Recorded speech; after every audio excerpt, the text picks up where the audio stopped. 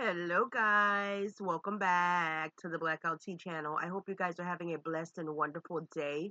We're going to go ahead and get into body cam footage, guys. This is going to be a mummified 7-year-old child that was actually found deceased inside of a stroller in a closet. Do me a favor, thumbs up the video, subscribe to the channel, turn on those post notification bells so that you guys are notified each and every time I bring you videos. Y'all know I'm not going to hold you. Let's go ahead and get on into it. I discovered a little girl body stuffed in the closet. It looked like it been there for like 6, 7 months. I hope nobody want to leave a little girl in there dead, not say nothing. Skeleton. It's a skeleton. Yeah, in the dark. But that's the arm, that's the leg. You see her hair still. Her body is so badly decayed that none of us have seen anything like that in our lives. You stop playing dumb like you don't know what happened to your damn oldest daughter. Your special needs oldest daughter. I know she's autistic. So tell me what happened in that apartment.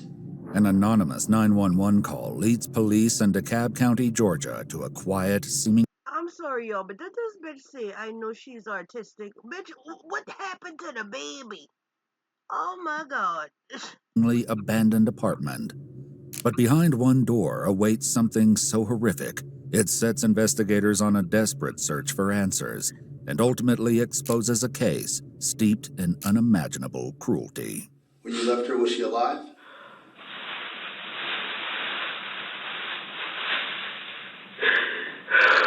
The following is based on official police records, and the footage has never been seen before until now.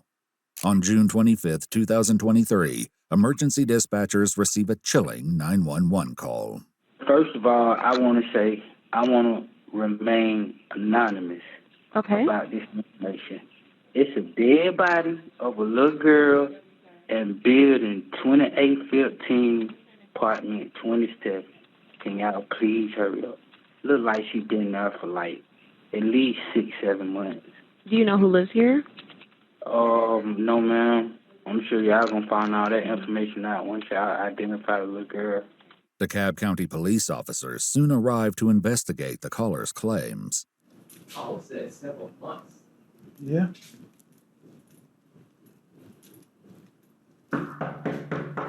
Cat, please. When no one answers, the officer tries the door and finds it unlocked. Cat, please. Oh, man. Come on, yo. Oh, please. No, I mean, it smells like funk, but not like 49 funk. Trying to see if anybody around knows anything about the unit, but.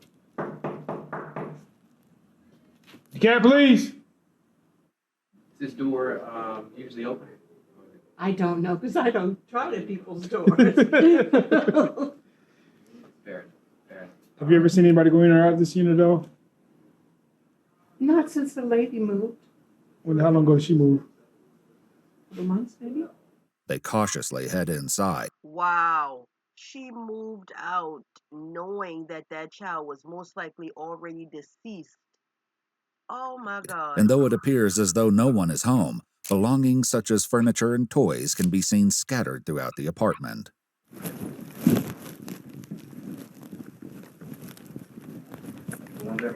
Yeah, it looked like it. Look at that closet.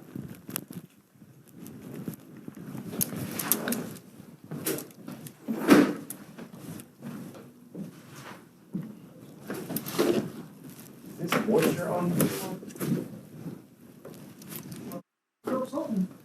Right. I saw that. Finding nothing unusual during their search, officers clear the scene. Hours later, dispatchers receive another 911 call from the same anonymous source. 911, what is the address of the emergency? Ma'am, I called like 2 hours ago. I told these folk what I discovered. I discovered a little girl body stuffed in the closet. They had been there, looked like it been there for like 6, 7 months. And it still got clothes on. Is it a child or male or female? I can tell it's a female because they got on the pink dress with the hair. She got a bundle of hair. Ma'am, you gonna send somebody out here? Yes, I want to go ahead and get the call in for you. I just have to get as much information as possible, okay? Ma'am, like I don't. You got children, ma'am? Yes, I have 3 boys, and I do understand your concern. Like I said, I have to get as much information for the officer as I can, so that way they can know what they're walking into once they get there. Because Not the dispatcher getting a whole attitude, honey. Let me tell you, this guy was an angel. He has called back to back, waited 2 hours. Obviously, he's watching. He's out there watching to see if you guys are coming, and then also to see if something is being done about the body that he saw. she's just saying, hey, I found the dead girl in the closet. I have to get some more only thing, information. listen, I'm telling you, that should be the most important information. That you should get somebody's legs moving, wheels turning. We're going to get someone out there to check the area. You have a good day. I thought you already sent somebody. A third call reaches dispatchers. She hung up the phone. Are you serious? This time from a security guard, claiming a man told him about the body of a little girl in apartment 27. An officer returns to the scene to meet with the security guard, who appears skeptical. The guy got out the car and said, hey, man, you need to go down there, apartment 27, building 2815. I said, what's the problem? He's just a little girl in there dead. So we've been trying to contact 911 for 2 days. I said, 2 days? No, they lying. I said, but they told me not to go in by myself, so. I'm going to check that. Yeah. This is our third time out here, because I checked it myself earlier. Oh, you heard about something like this? Yeah, this is like the 4th call we got. Ain't nothing in there? No, but I'll check again just to be sure. Because they said in the closet, no, we ain't look that good, but I mean, it could be up under something. Or he says in the closet, a little girl, so. Yeah, I'm like, that's why I was telling 2 days, I said, wouldn't that might be smelling by now? Yeah. Well, the very first call said it'd been in there for months. Oh, they lying, because I checked news, man. They lying. They said it'd been there for months. Nah, I know that ain't true, Carl. Yeah. Not the security guy getting getting caught up in his own lie as well now, because he claimed he checked the units, but they probably couldn't check her unit if she hadn't been already evicted yet. So if this is an eviction situation, then that becomes a whole new ball game. She probably just abandoned the unit. About that. I hope nobody want to leave a little girl in there dead, not say nothing. What if you can create your own website? Yo, you know what? At the end of the day, the police should be checking every nook and cranny if they've got a deceased individual that's being reported. The home is searched once again, but what has begun to seem like nothing more than a cruel prank is about to take a dark turn. Smells up. Yeah. I was wondering, was it just me? Is this something? The officer shines his flashlight into a small closet, and a grim reality finally sets in. Bruh. What? It is. It is? Yeah. Let's see what. Oh. She in there. Really? Where? I don't see it. I don't see it. That's in that black bag? No, she on top. It's so decayed you can't tell. Oh, that's that. But you can see the hair. But that's the arm, that's the leg. But if you look in there, you can see the clothes around the body. You see her hair still. Inside the closet are the mummified remains of a small girl, seated in a stroller with the upper half of her body folded over and resting on a dark-colored comforter. She's wearing only a reddish-colored tank top and a diaper, with her hair styled in what's described as a small puff. Her body has significantly decayed.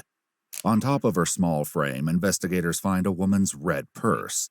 Inside are the ID and bank card for 27-year-old Alondra Hobbs, who, according to the property manager, was living in the apartment. What do you know about this family? I know you told me that they moved in. I don't know anything no more about they were under eviction. Investigators put out a bolo for Alondra, who had no other known address.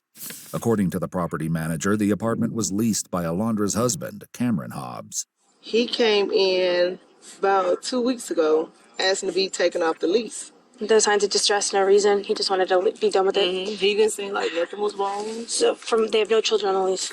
There's no kids listed on the lease. It's just him and her. After speaking with the Department of Children and Family Services, investigators learned that Alondra has 3 daughters, ages 2, 4, and 7. The 4-year-old, Cameron's only biological child, is confirmed to be in his care. Alondra's mother tells investigators the 2-year-old is also safe and was recently seen with Alondra, but she shares that she hasn't seen the oldest, 7-year-old Olivia Naomi Jordan, since last year. Wow. Then this morning when I woke up, I seen a little something on the news about it. And I was like, oh my goodness. I just came from my friend's house telling them about it. And I'm just hoping it's not Olivia. To add to their concerns, she explains that 7-year-old Olivia is autistic and nonverbal, making her especially reliant on the people around her for care and communication. Olivia was also diagnosed with cerebral palsy and experienced seizures, a condition for which she should be regularly receiving medications. According to the neurology group that was treating her, they filled her prescriptions remotely during the pandemic, but in August of 2022, they stopped renewing her prescriptions as Alondra didn't bring her in for a physical appointment. According to Alondra's sister, who works for the Department of Children and Family Services, she too hasn't seen Olivia since last year. And I know I had asked her, I was like, where's Olivia? Because I watch all three, and she was like, oh, she's down south in Albany with her paternal grandmother. Well, she didn't say paternal, but with her grandma and her dad. Yeah. Though no father was listed on Olivia's birth certificate, investigators identified him through other means, later confirming that Olivia was not in his care. Tragically, dental records would show the mummified remains in the closet belonged to the 7-year-old girl, who, it appears, was never reported missing. Given the condition of her body, a cause of death could not be determined without an autopsy. The results would later reveal details far more disturbing than anyone could imagine. Wow. You know what? All children deserves parents, but all parents don't deserve no damn children. I'ma just say that, okay? This is devastating. This girl knew that she was leaving her child behind. June 29th, 4 days after Olivia was found, Alondra was located at a hotel in Marietta, Georgia. Her 2-year-old daughter was with her and appeared to be in good condition.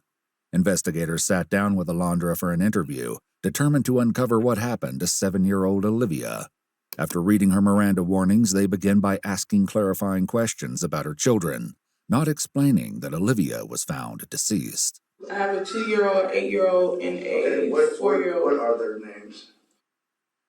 Olivia. Okay, since they're by different individuals. I got 3 different baby daddies. Okay. When was the last time you talked to Mr. Cameron? He won't let me talk. I mean, you gotta talk. No, he will not answer the phone. I done sent text message, because he's the one who have an Olivia. He picked me up because it's not his. He been battling from severe.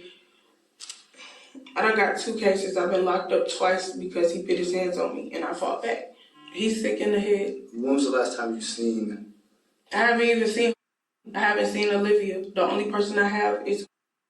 If she's telling the truth, this would place Cameron as the last person to be entrusted with Olivia's care. But by her account, Cameron wanted nothing to do with her. Why did you leave her? Because it was a lot on me. Okay, now tell me, keep on going.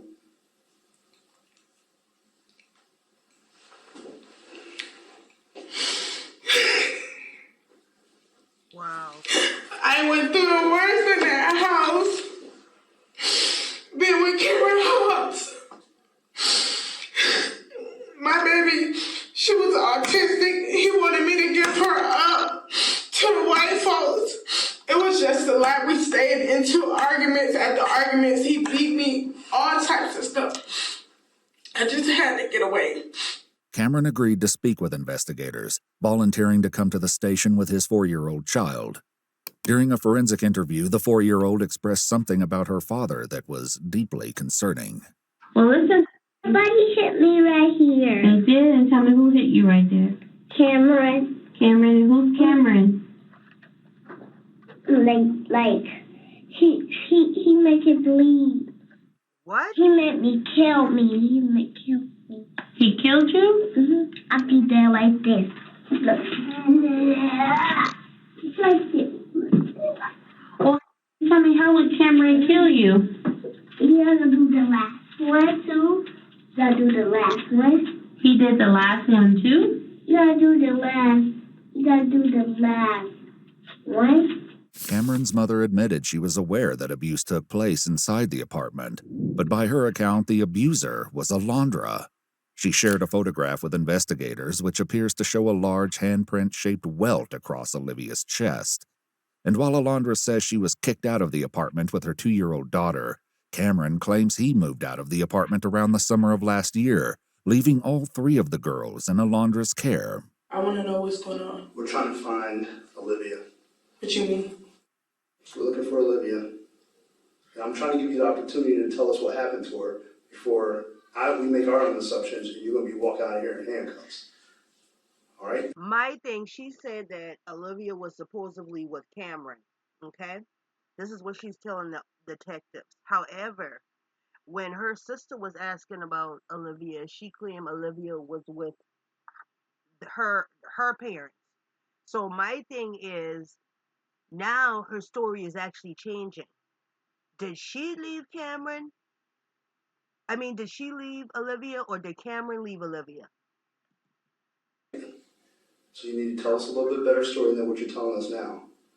So how am I supposed to know if I wasn't? You're the mother of her, right? You know exactly, but... And we talked to Mr. Hobbs and we laid eyes on, we just laid eyes on where is Olivia. So Olivia's supposed to be with Cameron at 2815 Misty Waters Drive where Cameron was. And he kicked you out? Yes, he kicked me and my baby out. So you think the neighbors have seen you? So that's a lie. And you can stop playing dumb like you don't know what happened to your damn oldest daughter. Your special needs oldest daughter. I know she's autistic. So tell me what happened in that apartment.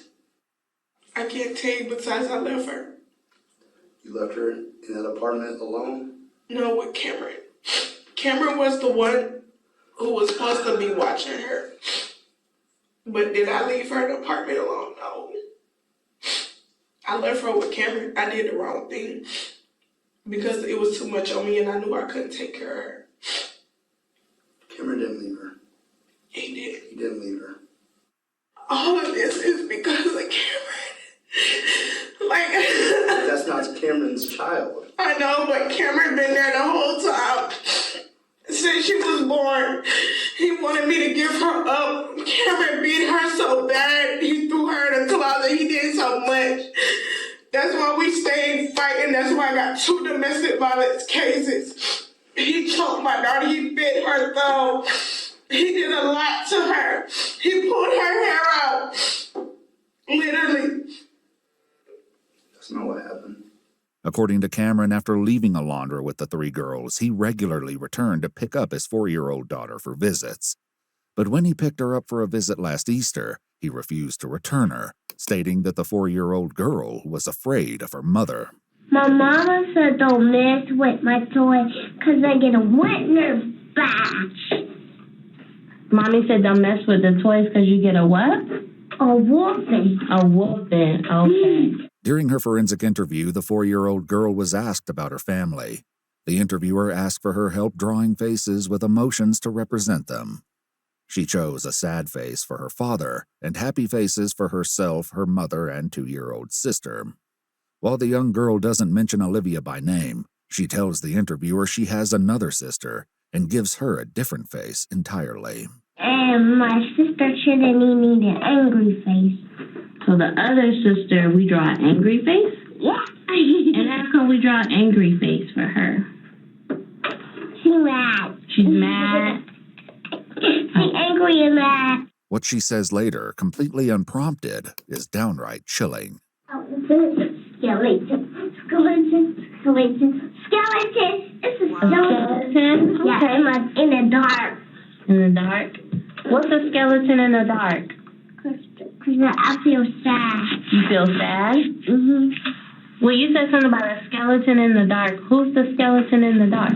The pink one. The pink one? The pink skeleton. Skeleton in the dark. Well, you mentioned feeling sad. Tell me about feeling sad. Man, this baby had to already be deceased before they left, man. For this baby here to know that, or now saying that she saw a skeleton.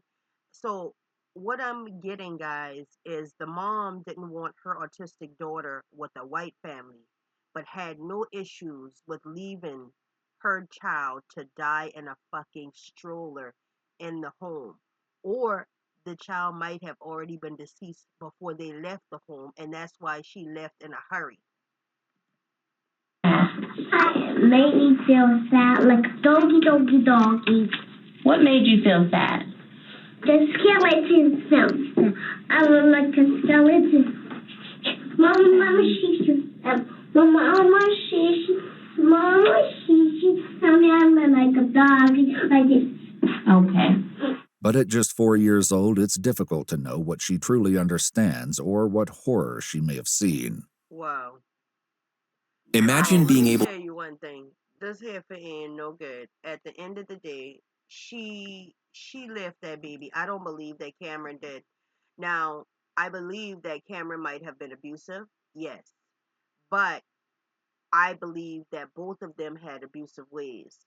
The 4-year-old girl talking about the pink skeleton is most likely her saying that the angry face in the dark, which means she probably saw the child's face already being distorted, like changing because she was deceased. So this is, I hope these memories fade away from this young child because she's going to be dealing with this traumatization for a long time.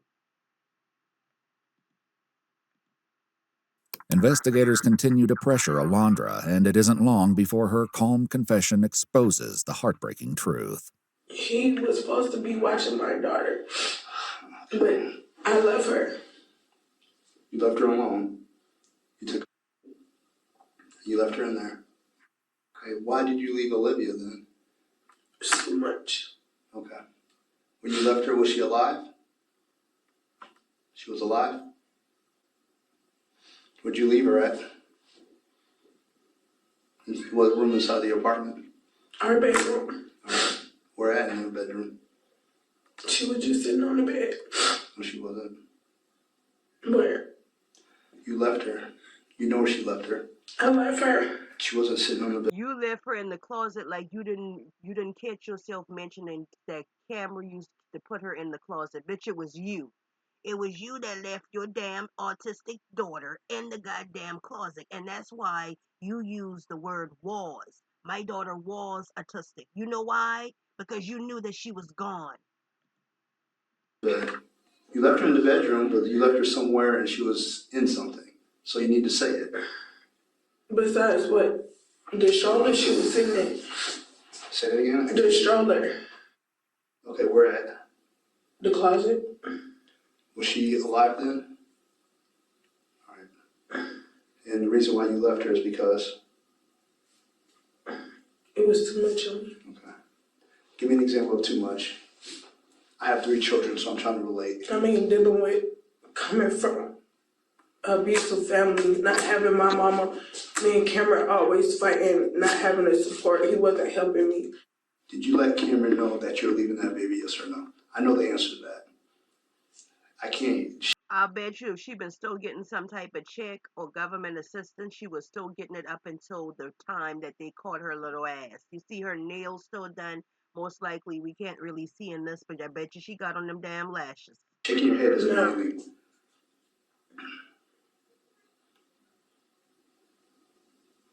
When you left, where'd you go? To my brother's house.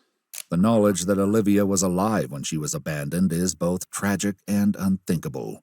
Yet even those words fail to capture what would soon be revealed about the depth of her suffering. Investigators take a break, momentarily leaving Alondra alone.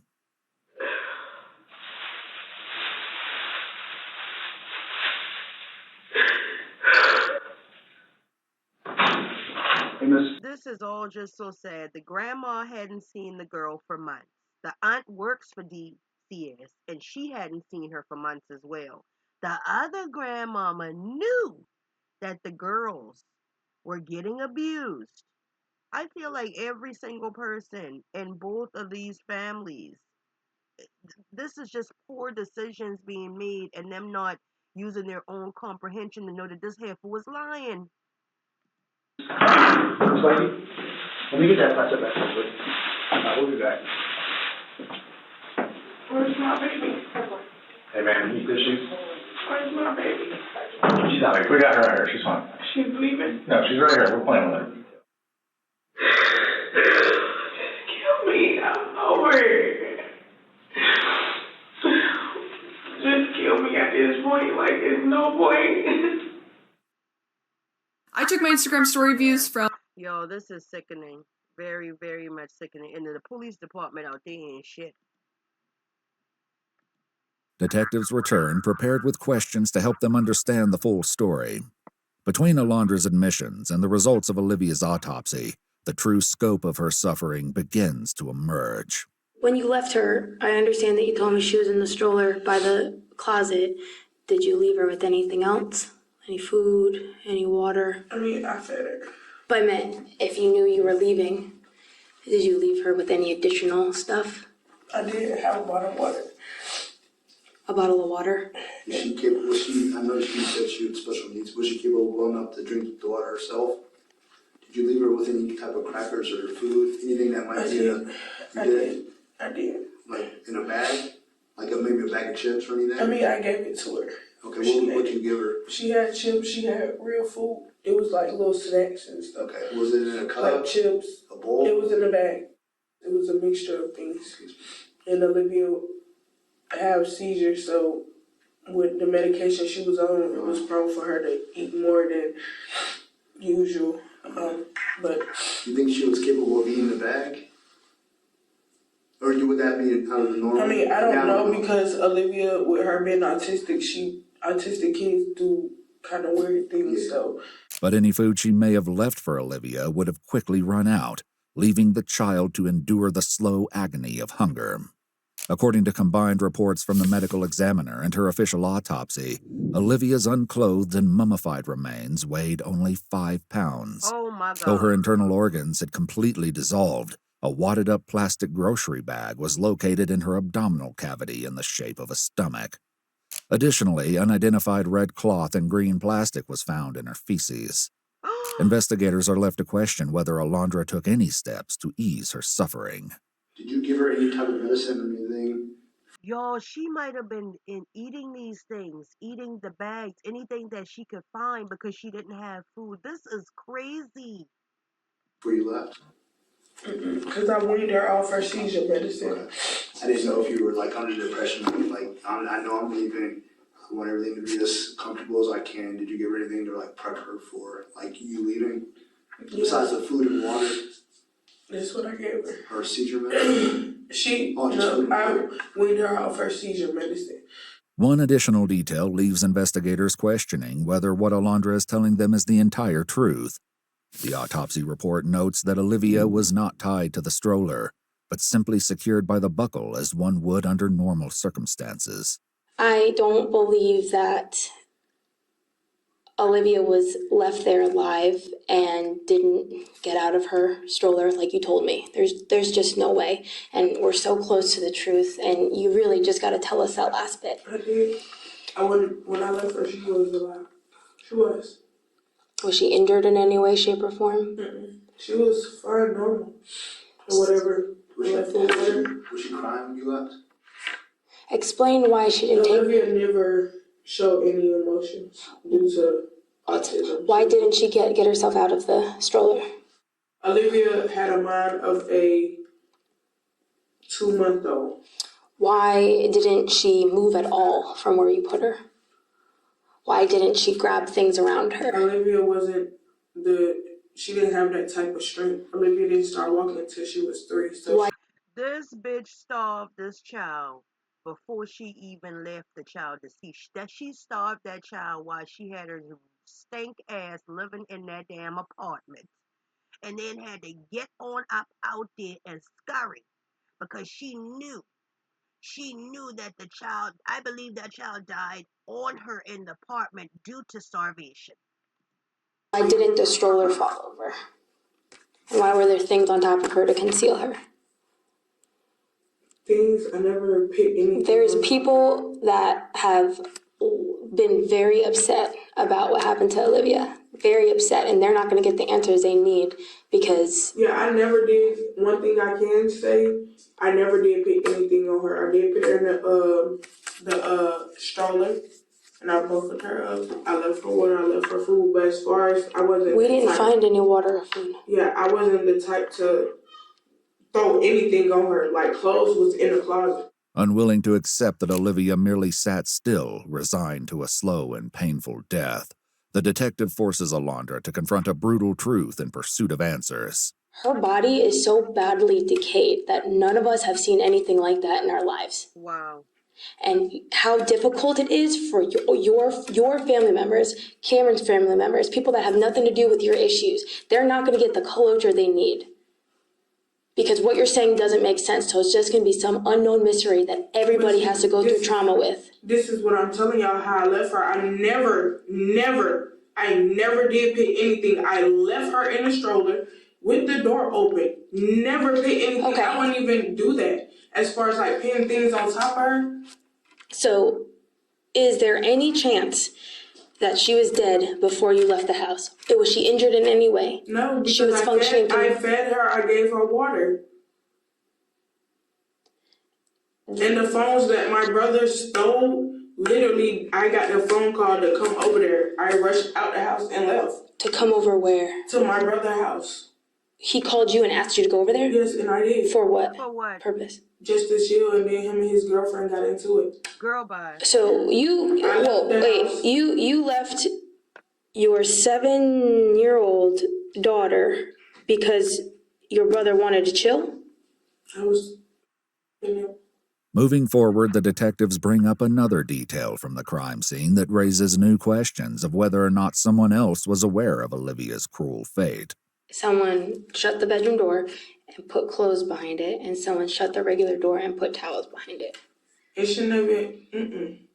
I just shut the main door. As far as towels or whatever you're talking about, no. That wasn't me at all. No.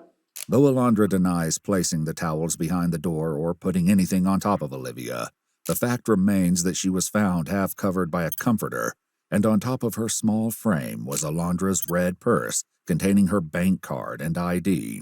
Do you have your driver's license with you? I don't have ID. My brother stole my ID, all my information. Literally. According to police records, officers were called to a domestic dispute between Alondra and her brother at his home toward the end of March, in which she accused him of stealing several of her items, including a bank card. Alondra also tells the detectives that he stole the keys to her apartment. I understand that you got into it with your brother at his house, right? You told me that. How long had you been staying there? 4 months. For a month? And you went straight from Misty Waters to your brother's house, right? This Y'all, that brother must have put that damn purse on that baby. He must have knew about this sinister shit that she had done, or that she was keeping some type of lie and went over there and checked. I'll bet you the brother must be the anonymous caller. This admission leads the detectives to believe she abandoned Olivia toward the end of February, 4 months before she would ultimately be found by the original 911 caller. In addition to the anonymous report, investigators learned that a local news station had received a video from a civilian showing the deceased child in the closet. Detectives requested a copy of the video, but it remains unclear whether they ever obtained it, who sent it, or whether that person is the same individual who made the 911 call. Detectives press forward, seemingly determined to understand whether or not Alondra feels any remorse for her actions. At any point, did you ever feel like, I need to go back and get this child and this is something wrong that I'm doing? I mean, it ran across my head, but wasn't in the right mental state at the time. Did you not feel any type of way that this kid was suffering? Did you let anybody, let me ask you this, did you let anybody know that she was in there? No. I can't hear you. No. And how would someone know that there was a baby girl inside that apartment? You didn't tell anybody. No. Not even halfway mention it to someone that you can remember. Nobody. You left her, did you kiss her and hug her? I hugged her. No. Did you say anything to her? What did you say to her? Let me tell you, she just agreeing with whatever the detective says from earlier on. She's just agreeing with any and everything he says. She didn't touch that baby. She didn't tell that baby she loved him, and she definitely didn't hug her. Posted on Facebook in April and said that the worst thing has ever happened to you. What happened in April? This was on Facebook. You made a couple posts about how you're going through the worst time in your life. That's because most likely the baby was deceased then. The relationship that, I found out that the guy that I was messing with and taking care of. George? He cheated on me. And I know the fuck you lying. This bitch talk about a man cheated on her was the worst thing that she was going through, knowing good and well the sinister shit that she had done. Girl. Madly in love with him. I was trying to seek love. But while Alondra sought love, 7-year-old Olivia was left alone to decay. By the time of her autopsy, not even bugs remained, leaving behind only dead maggots and pupa casings in her skull cavity. Wow. All the while, Alondra admitted she continued collecting $900 a month in disability benefits meant for Olivia's care. Do you want Olivia to be buried and have closure for her body? Do you want her? Do you want a funeral? Yeah, do you want a funeral for her? No, because nobody really dealt with her like that. Nobody helped me. Oh my God, this has to be the worst of the worst. The fact that she doesn't want her daughter to have a funeral because nobody, according to her, really dealt with her, but you had family members asking about her. This is horrific. She needs to be put through torture just as she did to that baby. Yeah, with her, no. Do you want to know how she died? Do you want us to be able to figure that out? Yes, I would like to. But as far as funeral-wise, no, because if that's the case, as much as I express my situations to so many people and people could help me, now y'all in the picture when something tragic happened. So do you think you did this in spite of your lack of support? Yeah. To make everybody know loud and clear that they didn't help you? If it wasn't going to be that, it was going to be me taking my life. So it was you or Olivia, and that was a choice you made in that moment. Pretty much. It was one or the other. Ultimately, Alondra's decision was clear. Cameron's mother would later explain to investigators that despite what Alondra claims, Olivia didn't know how to unbuckle herself from the stroller, largely due to her cerebral palsy. Following the autopsy of 7-year-old Olivia Naomi Jordan, her cause of death was ruled as inanition, or extreme exhaustion caused by starvation, as well as dehydration. While toxicology results revealed methamphetamine and fentanyl in Olivia's hair, investigators concluded the exposure likely occurred over several months and wasn't a contributing factor in her death. Alondra's 2-year-old daughter was taken into the custody of the Department of Family and Children's Services.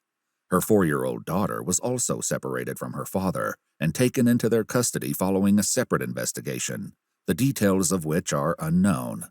In September of 2023, 27-year-old Alondra Hobbs was indicted on 1 count of malice murder, 2 counts of first-degree cruelty to children, and 2 counts of felony murder. The felony murder charges were later vacated as a matter of law. Alondra entered a non-negotiated guilty plea in April of 2025 and was sentenced to life in prison without the possibility of parole, plus an additional 40 years. If you'd like to see select new... My thing is, you know what?